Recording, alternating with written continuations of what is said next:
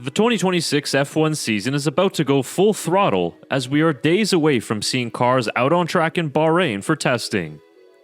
After getting a little taste of the action in Barcelona, it's now time to get down to business as these official tests will give us a better idea of which teams have got it right and which have got it wrong. In this video, I'll break down everything you need to know about 2026 F1 testing in Bahrain, from where you can watch, the schedule, and much more.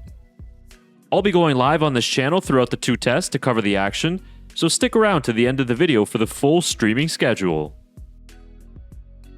This season, teams get 6 days worth of testing around the Bahrain International Circuit. The first test begins this week from Wednesday, February 11th to Friday, February 13th.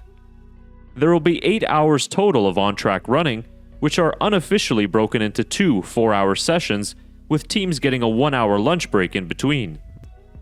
On all 3 days, the sessions start at 8 a.m. Central European Time, or 2 a.m. Eastern if you are in North America. Unfortunately, the secrecy around testing in 2026 will continue in Bahrain, at least for the first week.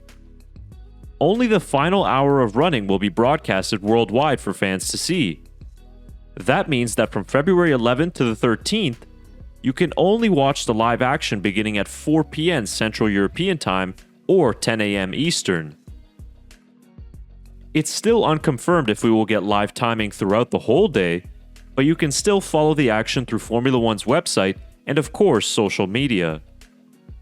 The good news is that the secrecy will be lifted for the second test, which takes place from February 18th to the 20th.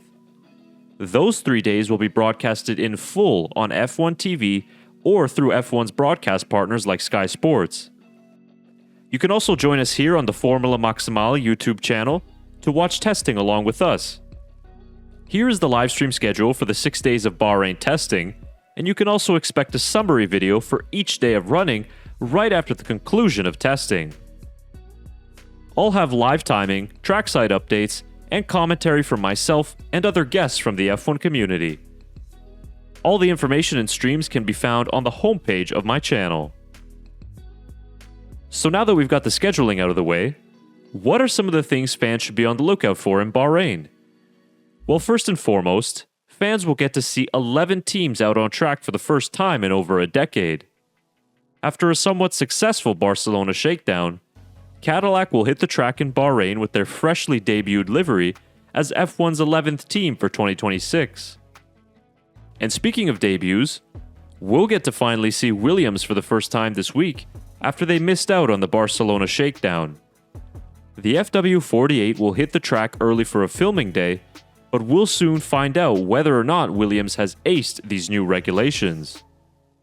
The same goes for the much-hyped Aston Martin Honda team. They ran briefly in Barcelona, so Bahrain will give us a much better look at Adrian Newey's first Aston Martin design and whether or not the hype around the team is justified. But the fans should really keep a keen eye out for the cars these 2 weeks. It won't be a big surprise if teams debut radically different looking cars to what we saw in Barcelona, as the evolution of upgrades this year will be rapid. Bahrain also offers us a totally different setting to Barcelona. At Sakhir, we'll see temperatures in the mid to high 20s, whereas in Barcelona, it was about 10 to 15 degrees cooler during the 5 days of running. This will be a good stress test for the new power units and the demanding cooling packages that they require. Most important of all, and I know we say this every year, it's only just testing. Don't read too much into the times just yet. Despite what some in the F1 media will have you wanting to believe, the shakedown in Barcelona was really irrelevant. Anyone trying to rank the teams or read into lap times from that test is not worthy of your time and attention.